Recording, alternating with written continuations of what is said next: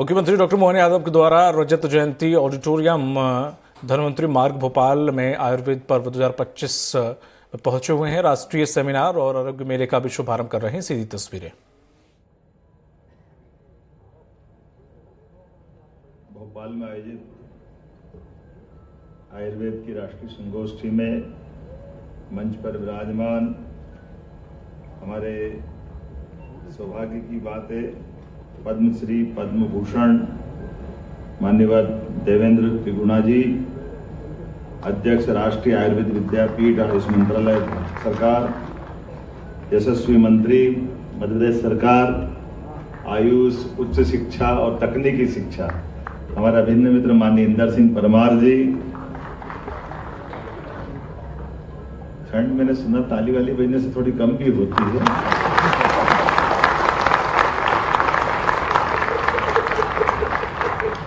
और किसी व्यक्ति का संबंध भगवान से हो न हो, आयुर्वेद का भगवान से जरूर है।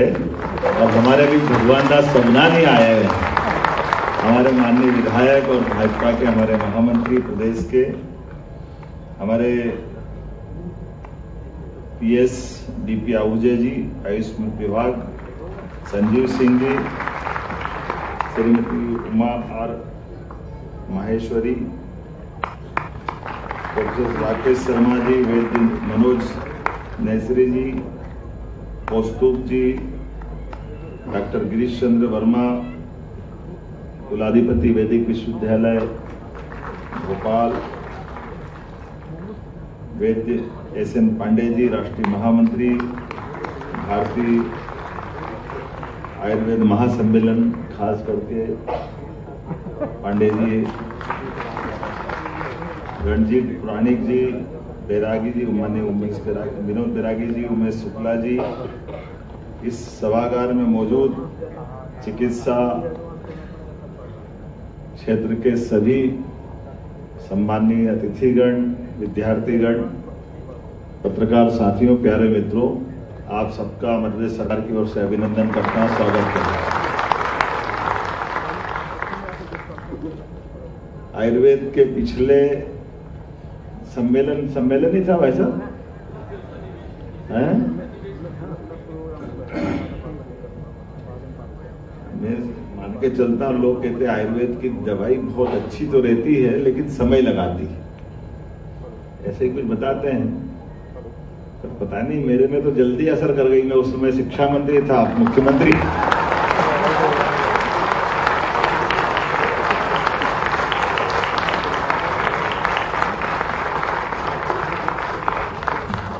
पता नहीं क्या हमारे लिए सौभाग्य की बात है और कितना सुखद संयोग है जब हमारा ये सम्मेलन चल रहा है। इस चलते सम्मेलन में हमारी वो अवधारणा की पुष्टि भी हो रही है, जब ये माना जाता है कि समुद्र मंथन हुआ था और समुद्र मंथन में कई सारी चीजें निकली, उसमें भगवान धन्वंतरी भी प्रकट हुए।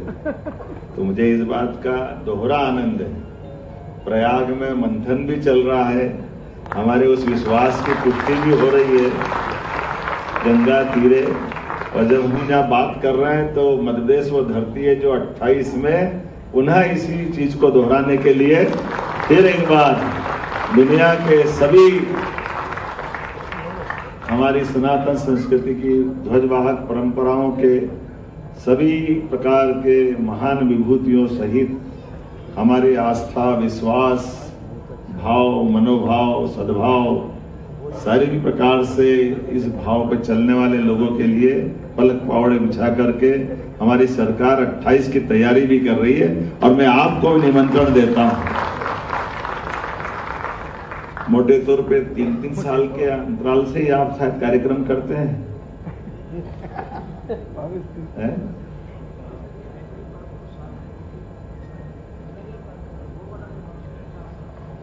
जो आप करते 4 साल वाला, तो 4 साल वाले अपन जरूर उज्जैन में करेंगे जब कुंभ मेला होगा। मैं आपको अभी से निमंत्रण दे रहा हूं, आपके लिए हम पलक पावड़े बिछा करके आपके आयोजक बन करके उस भूमिका में रहेंगे।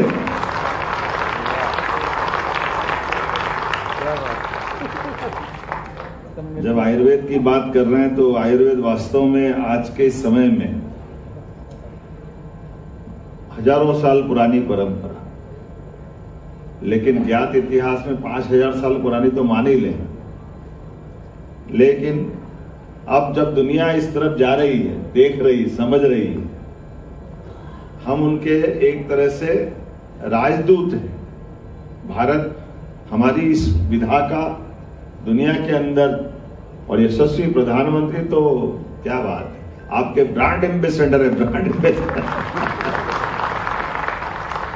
और भारत से बाहर जाकर के यशस्वी प्रधानमंत्री श्रीमान नरेंद्र मोदी जी कितने प्रकार से कोई व्यक्ति कितने मोर्चे पे काम कर सकता है।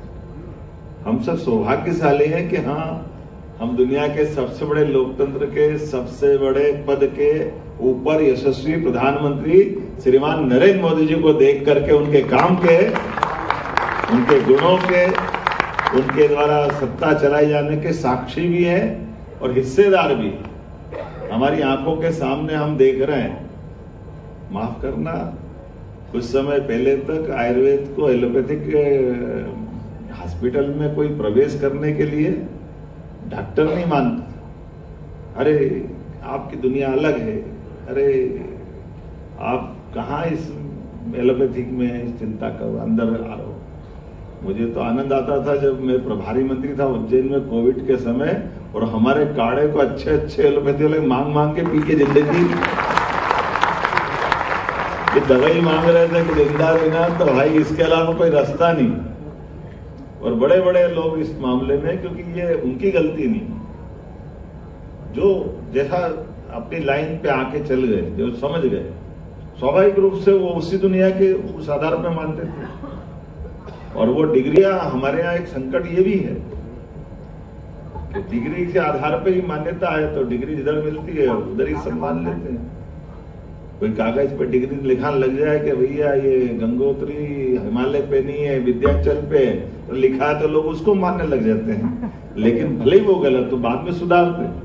मैं मान के चलता हूँ, जो प्रत्यक्ष प्रयोग करके आयुर्वेद दिखाता है, बताता है, इसका कोई तोड़ नहीं। जब हमारे लिए जीवित सर्वसतम की बात करते तो वो कोई और चीज से नहीं हो सकती है, लेकिन आयुर्वेद से पक्का हो सकती है, इस बात की गारंटी। उम्र के किसी मुकाम पे, किसी मोड़ पर, जब कभी आपको अपनी जिंदगी से और शरीर से तालमेल मिलाने के आधार पर पुनः आपको उसी अवस्था को पाना चाहते हो, जिस भाव से आप जीना चाहते हो, तो कोई आपका हाथ पकड़ करे, मदद करे न करे, आयुर्वेद जरूर करेगा, इसकी गारंटी। क्या क्या है, क्या क्या छिपा है, कोई जानते ही नहीं है। जो जानता है वो फिर किसी को नहीं मानता, एक ही लाइन पकड़ता है, इसी से शुरू, इसी में समापन। हमारे लिए सौभाग्य की बात है, परमात्मा ने जीवन अगर हमको दिया तो परमात्मा ने परस्पर अवलंबित जीवन दिया, एक दूसरे को जोड़ के दिया। ये अभी और कोई विधा को मालूम नहीं कि जहां आप हवा पानी जीवन जी रहे हैं, जहां आपका जन्म हो रहा है, जहां आपके शरीर में व्याधि आ रही, बीमारी आ रही, वहीं परमात्मा ने प्रकृति में आपको जीवन के लिए औषधि भी दी है। ये केवल आयुर्वेद वाले जानते हैं और कोई नहीं जानता। और ये भी उसी थीम पर है जिस थीम पर हम जानते हैं कि हाँ, हम अपना जीवन का एक पल भी जी रहे हैं तो हमको ऑक्सीजन कहां से मिल रही है? हमको ऑक्सीजन वनस्पति से मिल रही है, वो हमारी कार्बन डाइऑक्साइड ले रहे हैं, ऑक्सीजन दे रहे हैं। तो ये परस्पर प्रकृति का एक दूसरे के साथ जीने का इससे बड़ा उदाहरण क्या होगा?